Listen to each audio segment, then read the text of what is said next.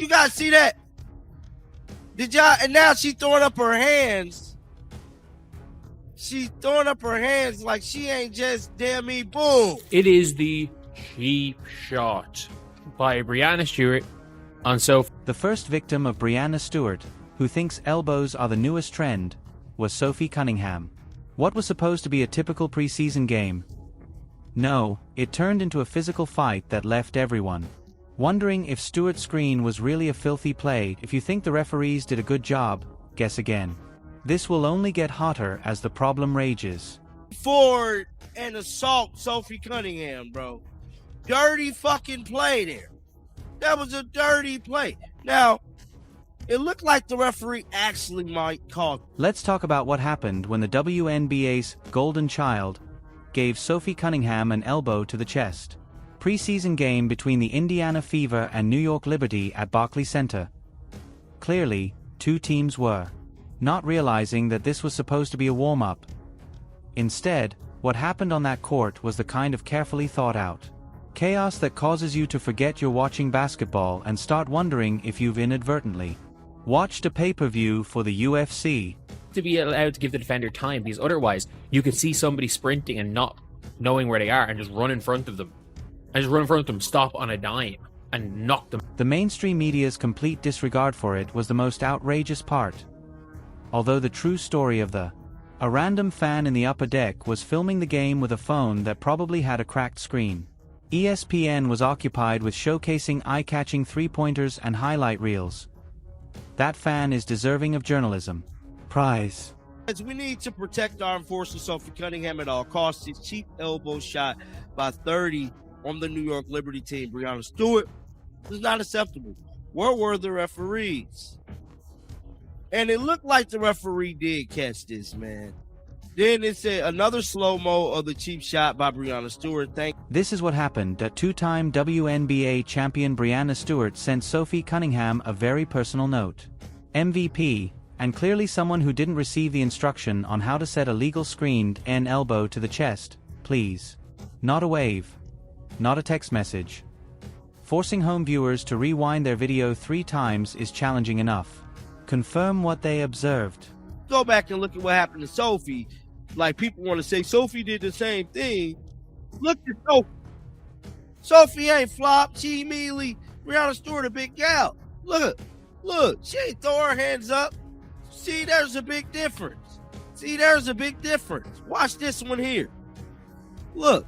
As soon as he posed that famous pose, Brianna Stewart immediately raised her hands, saying, "In all of sports history, nobody has ever had faith. Can you identify the gesture? Your younger brother used the same one when he destroyed Mom's favorite vase and then stood there with both of them while feigning fascination with the ceiling. Raised hands. Nobody bought it at the time. Nobody is buying it anymore." Offensive foul. And it is hilarious. People being basically like, oh, you know, the enforcer needs the... To their credit, the referees ruled that the screen was illegal. But this is where the actual dispute arises. The topic of discussion was a play that seemed to have the potential to end someone's preseason before it started. Of an unauthorized screen call. Fans were shouting that it should have been an obvious foul. The referees just don't get it right. They just don't get it right at all. And so for them to get it right this time is remarkable. You know, it's not because people are looking for drama, but rather because they decide to use someone else's ribcage as. Using a physical screen is very different from using your own stress ball. The WNBA has a chance to discuss the safety of the players. Rather, they made a decision that was about as satisfying as having a parking ticket overturned due to a technicality. That was justice in theory, but was it really? This is the entire play. Thus, this is a version in slow motion of it. As you can see, just take a look at this. Boom, dude. Boom. Simply put, take a look at Brianna Stewart's face. And we assign this person to handle the CBA negotiations. Take a look at this. Like, how does something like this occur? Constantly? However, Sophie Cunningham responded to an elbow to the chest in the same manner as most people react when they are slightly irritated. In other words, she didn't respond at all. She straightened up after taking The blow as though she had been anticipating it her whole career, and she essentially said that the rest of the game would be her personal act of revenge. No flopping, no rolling around on the ground looking for a foul call, and no windmill arms for theatrical effect. She just thought about the situation, assessed it, and made the decision to use violence. The legal kind. When Cunningham left the court, Liberty players were effectively making insurance claims. Activated what is known as full enforcer mode. It's an offensive foul. The players are not the same. By the way, Daddy, oh, you wanna know how this is different? This is the screen cream Sophie. People are thinking, oh, Brianna Stewart. This semi-bar post was similar to Brianna Stewart's cheap shot. Cunningham, Sophie no, she didn't. Meanwhile, the New York Liberty's defenders were acting like masters. These women were crumbling as though they had been hit by invisible freight trains. Directors in Hollywood would weep with delight at the pained expressions of arms flailing and bodies crashing. You might cut yourself on the contrast between Liberty players revealing their inner drama school training following a brief encounter, and Cunningham staying upright while eating a real elbow. Sophie Cunningham is successful. Sophie Cunningham determined that it was just below her after giving her a floppy look. That alone deserves cultural recognition of some kind. Every single time. Sophie Cunningham also performed a double drag heart. I'm not sure what they mean by that, but this right here, with both feet obviously outside the artwork and moving in the direction of the basket. In a single second of a video, the left foot is inside the artwork, the screen is inside the artwork, and contact is made far outside the artwork. When talking about Sophie Cunningham, a lot of people just ignore this aspect of the Liberty star. Strength. 9 months of rehabilitation were needed for this woman's MCL tear.